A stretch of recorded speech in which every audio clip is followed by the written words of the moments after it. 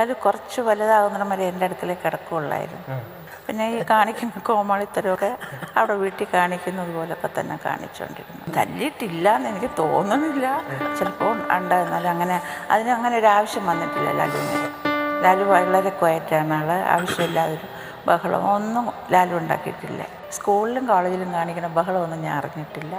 ഇപ്പോൾ ഒടുക്ക ഓരോരുത്തർ പറഞ്ഞിട്ടാണ് ഞാൻ അറിയുന്നത്. അതും വിശ്വസിക്കാൻ ഒക്കുകയല്ല എനിക്ക്. ഇയാളുടെ സ്വഭാവം വെച്ച് നോക്കുമ്പോൾ വിശ്വസിക്കാൻ ഒക്കില്ല. ചില മുതലേ കളി ഡാൻസും പാട്ടും ഒക്കെ കാണിക്കും. ഒരാരെ കണ്ടാലും ഇമിറ്റേറ്റ് ചെയ്യും.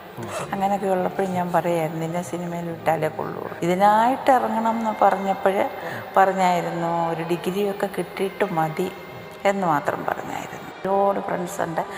അതാണ് അവൻ്റെ ഏറ്റവും വലിയ ശക്തി. പണ്ട് എനിക്ക് തലവേദന വരുമായിരുന്നു, മൈഗ്രെയിൻ വരും.